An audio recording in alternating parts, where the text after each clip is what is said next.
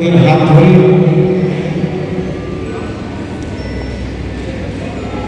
ক্রীড়া যজ্ঞের আনুষ্ঠানিক সূচনা। আমরা সবাই এক কণ্ঠে জাতীয় সঙ্গীত গাইব। আমি কাউন্সিলের মাধ্যমে তাদের অনেকটা স্বীকৃতি এখন পেয়েছেন। আমাদের খেলাধুলা এবং সংস্কৃতি দুটোই আমাদের জন্য প্রয়োজন। সুস্থ মানসিকতা, প্রগতিশীল যে ব্যবস্থা এবং মানবিক যে সমাজ গঠনের জন্য খেলাধুলা এবং সংস্কৃতি দুটো একে অপরের সিম্বায়োসিস পদ্ধতি সেই দুটো চলে। আমাদের মাননীয় প্রধানমন্ত্রী শ্রী নরেন্দ্র মোদীজি বারবার বলছেন যে we should be all people.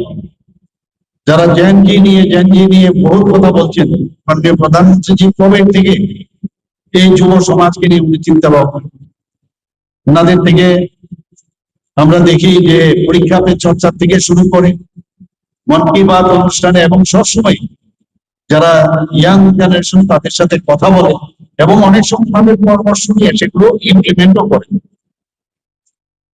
আজকে আমাদের ত্রিপুরাতে এতগুলো করছে, আমার মনে আছে ইস্ট বেঙ্গল ক্লাব কিছুদিন গত বছর এখানে এসেছিল, যারা পুরনো এবং যারা প্লেয়ার ওরা এখানে ত্রিপুরাতে বিভিন্ন জায়গায় ঘুরে ওরা বলছে ত্রিপুরাতে এত সুন্দর ইনফ্রাস্ট্রাকচার আপনারা করেছেন, দেন ওয়েস্ট বেঙ্গলে তারা এই জিনিসগুলো পায়।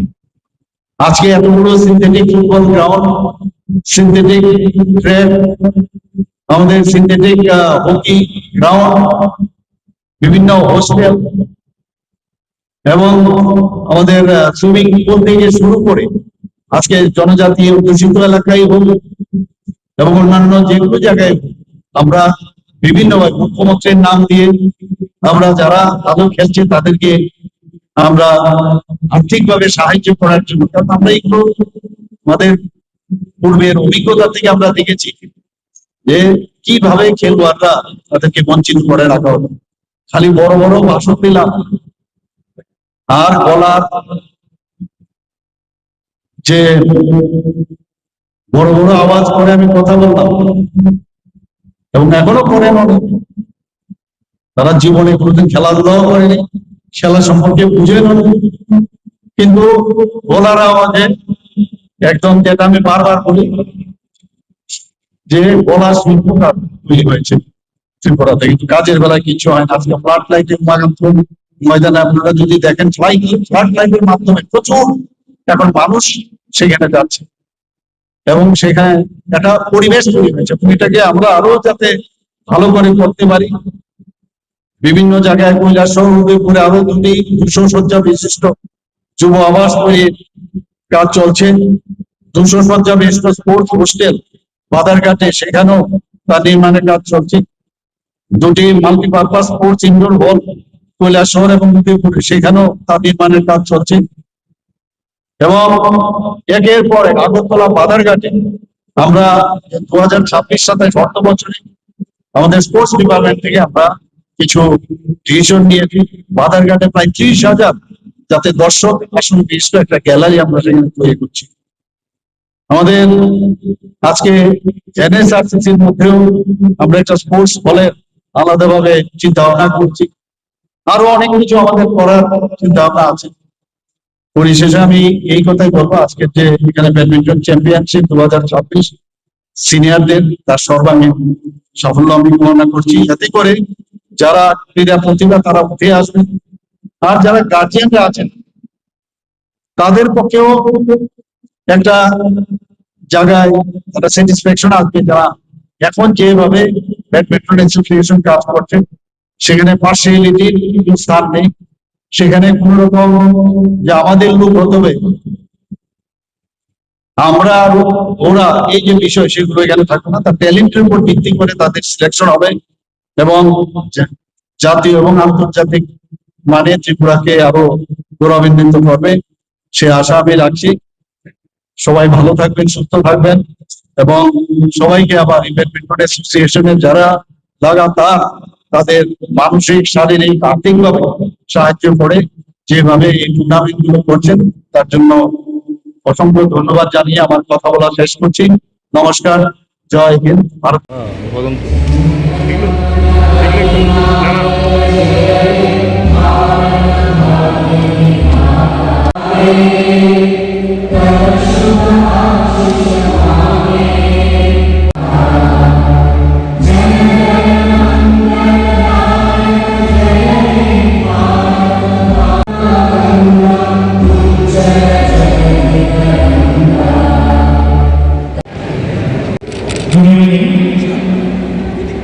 সবাইকে নমস্কার।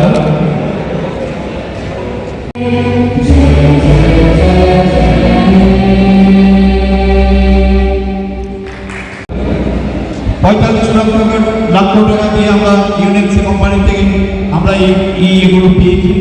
শুরু হচ্ছে এই স্টেজ আমরা আজকে অনেকদিন বাদে ত্রিপুরাতে খেলাধুলা যাকে বলে একটা এনভায়রনমেন্ট তৈরি হয়েছে। আগে খেলাধুলা নিয়ে অনেক ব্যবস্থা হয়েছে, যেখানে বিভিন্নভাবে বিভিন্ন অ্যাসোসিয়েশন,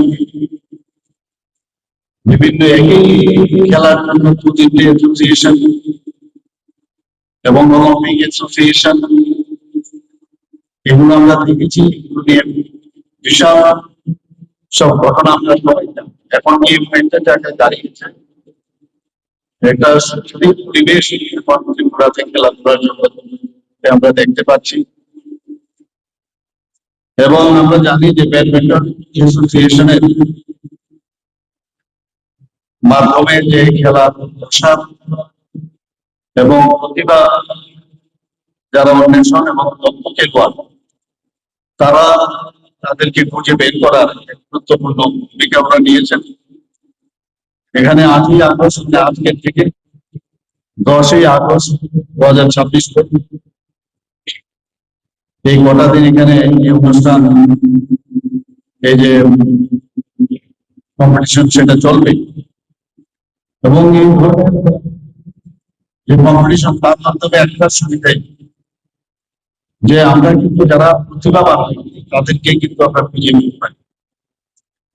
শুধু প্লেয়ারদের জন্য বলবো যেটা নিশ্চয়ই একটা প্ল্যাটফর্ম, কিন্তু যারা ক্রীড়াপ্রেমীরা আছেন তাদের মধ্যেও কিন্তু একটা উদ্দীপনা এবং উৎসাহের একটা সঞ্চার এখানে হয় এবং আমরা সবসময় সেটা দেখি। আমরা জানি healthy mind resides in healthy body. খেলাধুলার মাধ্যমে বিশেষ করে যারা ছোট ছোট ছেলে মেয়েরা তাদের জন্য এটা খেলাধুলা যখন করে তার শারীরিক এবং মানসিক যে বিকাশ সেটা কিন্তু পায় এবং সুস্থ সুশৃঙ্খল আত্মবিশ্বাসী কনফিডেন্স এবং কাজ করার যে বয়স স্পোর্টসম্যান তার যে কর্মক্ষম সেটা অনেক বেশি খেলার মাধ্যমে যারা থাকে তাদের কিন্তু সেটা বৃদ্ধি পায়। এবং খেলাধুলার মাধ্যমে শৃঙ্খলা এবং অধ্যবসায় এবং যখন জয় পরাজয় দুটোই থাকে, কিন্তু তার সত্ত্বেও যে একটা টিম স্পিরিট বা স্পোর্টিংলি নেওয়া, তার যে মানসিকতা প্রতিকূল পরিস্থিতির মধ্যে দৃঢ়তা বা দৃঢ়তার সাথে মোকাবেলা করা, সেই জিনিসটা কিন্তু আমরা খেলাধুলা দেখি। আজকের যুব সমাজে আমাদের সরকার আমরা চেষ্টা করছি যে মাদকাসক্তি যেটা বাড়ছে এখন, তার থেকে যদি আমাদের মুক্তি লাভ করতে হয় তাহলে খেলার সাথে এবং সামাজিক যে অবক্ষয় হচ্ছে তার থেকে যদি মুক্তি পেতে হয় তাহলে খেলার সাথে বেশি করে এখনকার যে ছেলে মেয়েরা তারা যত বেশি যুক্ত হবে তত বেশি তাদের সুবিধা হবে এবং একটা ডিসিপ্লিন লাইফ এবং তার যে সুস্থ জীবন সেটা কিন্তু খেলাধুলার মাধ্যমে আসে।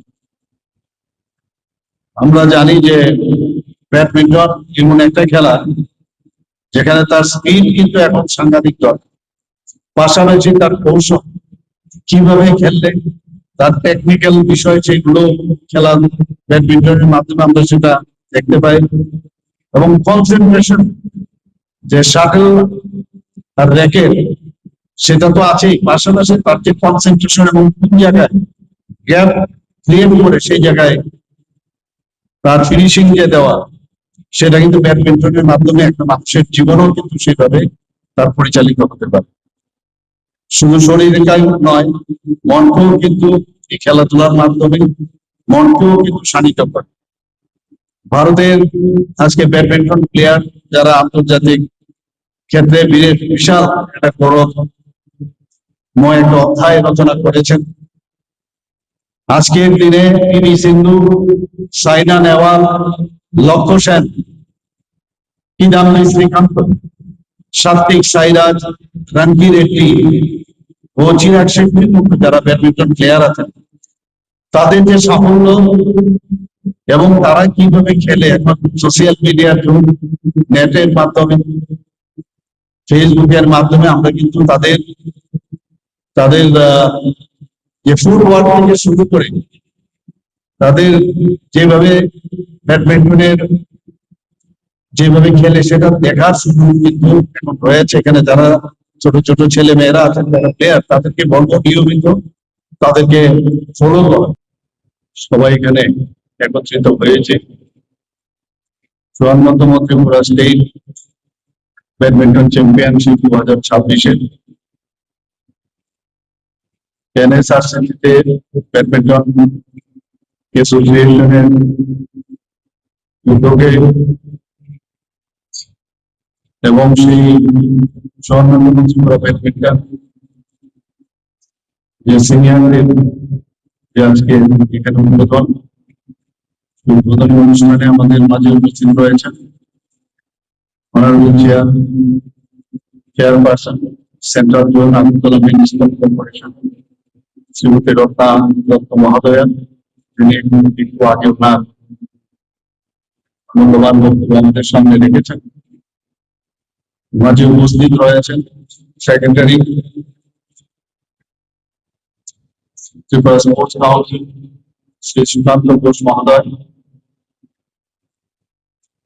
ওয়ার্কিং প্রেসিডেন্ট ব্যাডমিন্টন অ্যাসোসিয়েশন এবং ত্রিপুরা রেঞ্জের ব্যাডমিন্টন প্লেয়ার শ্রী রতন সাহা মহোদয়, ত্রিপুরা অলিম্পিক অ্যাসোসিয়েশনের সেক্রেটারি শ্রী সুজিত রায় মহোদয়,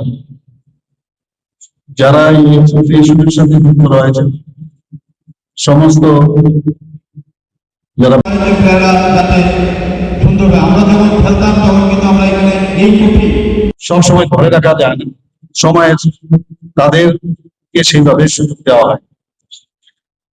তাদের যে যৌবন, সেই যৌবনের যারা কিছু করতে পারতো এরকমও দেখা গেছে। অলিম্পিক অ্যাসোসিয়েশন যারা চালনা করেছেন তাদের কিছু লোক ত্রিপুরার অলিম্পিক অ্যাসোসিয়েশন, কিন্তু ত্রিপুরার বাইরে লোকদের টাকার বিনিময়ে তাদেরকে খেলিয়েছে। অদ্ভুত একটা সিচুয়েশন, অদ্ভুত, এবং সেটাও কিন্তু তার অনেক বেশি তার উর্বরতা বৃদ্ধি পায়। আজকে এখানে ত্রিপুরাতে বহু জায়গার মধ্যে আমরা প্ল্যাটফর্ম এখন তৈরি করেছি। আমাদের সময়ে ব্যাডমিন্টন হলে ছিল, আমাদের সময়ে ভাবতাম এটা আউটডোর গেম, বাইরে খেলতাম এবং শীতের সময় আমরা খেলতাম। কিন্তু এখন আমাদের মনে আছে দীপু ঘোষ যখন এখানে এশিয়ান ব্যাডমিন্টন চ্যাম্পিয়ন হয়েছিলেন, উনি এসেছিলেন, আসার পরে উজ্জয়ন স্কুলে আমরা খেলা, আমরা খুবই ছোট, উনি এসে বললেন উজ্জয়ন স্কুলের যেহেতু চারদিকে বিল্ডিং ছিল তার মাঝখানে খেলাটা হয়েছে। উনি তখন বলেছিলেন যে ত্রিপুরাতে যে প্লেয়ারদের আমরা দেখেছি তাদের মধ্যে প্রতিভা কমতি নেই, কিন্তু তাদেরকে যদি সুযোগ সুবিধা দেওয়া যায় তাহলে ত্রিপুরার থেকে ভালো প্লেয়ার। এবং এখানে প্রায় আমার কাছে যা তথ্য দেওয়া হয়েছে প্রায় 17টার মতো ব্যাডমিন্টন বল এখন সারা ত্রিপুরার মধ্যে এখন রয়েছে, এবং এখানে প্রপার তার প্র্যাকটিস এখন সম্ভব হয়েছে। আমি যখন ত্রিপুরা স্পোর্টস কাউন্সিলের সেক্রেটারি ছিলাম, এই হলটা যাতে তাড়াতাড়ি হয় তার জন্য আমি প্রচুর পরিশ্রম করেছি। যেহেতু আমার সবচেয়ে লাভেবল গেম হচ্ছে ব্যাডমিন্টন, তো এর জন্য এটা ইনঅপারেশন আমি করিয়ে তারপর এখান থেকে আমি মনে আছে তার জন্য আমার অনেক দৌড়ঝাঁপ করতে হয়েছে। এবং এখানে যে আমাদের যে বক্সিং যে রিং, সেটাও কিন্তু ওই সময় খুব দৌড়ঝাঁপ করে সেটা করতে হয়েছে। পরবর্তী সময়ে আমাদের এখানে পরপর যারা স্পোর্টস কাউন্সিলের সেক্রেটারি হয়েছে, বর্তমানে যিনি আছেন উনিও পরিশ্রম করেছেন। একটা সুন্দর একটা আঙ্গিনার মধ্যে আজকে স্পোর্টস কাউন্সিলকে এখানে সাজিয়েছেন। ত্রিপুরার ছেলে মেয়েরা এখন আন্তর্জাতিক স্তরে, শুধু ন্যাশনাল লেভেলে না, ইন্টারন্যাশনাল লেভেলও ওদের দক্ষতার পরিচয় আমরা দেখতে পাই। আজকে অলিম্পিয়ান পদ্মশ্রী ডক্টর দীপা কর্মকারের কথা আজকে সর্বজন বিদিত, এমনি নোস। এবং কিছুদিন আগে আমার পুরো বক্তা অলরেডি বলেছেন যে স্কটল্যান্ডের গ্লাসগোতে যে ভারতবর্ষের প্রথম যখন 48 কেজি জুডোর যে খেলা হয়েছে, সেখানে মহিলা বিভাগে রাজ্যের কৃতি সন্তান অস্মিতা দে যে স্বর্ণ পদক জয় করেছেন, আপনারা সবাই জানেন। আমরা নিজেরা তো গর্ববোধ করেছি, ত্রিপুরা মানুষ তো গর্ববোধ করেছি, কিন্তু সারা ভারতবর্ষ এর জন্য গর্বিত। আমি জানি এটাকে নিয়েও অনেকে আছে, অনেক ধরনের রাজনীতি করে, সবসময় রাজনীতির চশমা করে, রাজনীতির গগলস করে কথাবার্তা বলে, কিন্তু আমাদের যেটা করার, আমরা যেটা আগে করেছি সেটা আমরা করেছি। এবং আমাদের এই সরকার আজকে ভালো একটা জায়গার মধ্যে এখানে ত্রিপুরা যারা ওকে কোচিং দিয়েছেন, বিশ্লেষণ নন্দী যেরকম ভাবে আমাদের দীপা কর্মকারকে গড়ে তুলেছেন, সেইভাবে ত্রিপুরারও অনেকে জুটো যে কোচরা তারাও করেছেন। বেটার তার প্ল্যাটফর্ম পাওয়া, তাকে উত্তরপ্রদেশে আমাদের এই যে বিজেপি সরকার সেখানে রয়েছে, এবং পরবর্তী সময়ে মধ্যপ্রদেশেও তার কোচ বর্তমানে যাকে খেলা, ও আমার সাথে দেখা করেছে। এবং আমরা যেটা করার আমরাও আমাদের তরফ থেকে আমরা করবো। আগামী দিন তার আপনারা দেখতে পারবেন। এবং খেলা নিয়ে কোনো রাজনীতি বা কোনো অবস্থায় বরদাস্ত করবে, বড় কঠিন কাজে এতদিন ধরে খেলাকে কুক্ষিগত করে রেখেছিল কিছু ব্যক্তি, স্বার্থে মিশে কিছু লোক, যারা জীবনে কোনদিন খেলার সাথে যুক্তই ছিল না, ভালো করে খেলেও তারা এতদিন ধরে এইগুলোকে কুক্ষিগত করেছে। কায়েমি স্বার্থকে ব্যবহার করে তারা এই কাজটা বছরের পর বছর, আমাদের অনেক ছেলে মেয়েরা রয়েছেন যাদের এই যে সুযোগ থেকে তারা বঞ্চিত হয়েছে।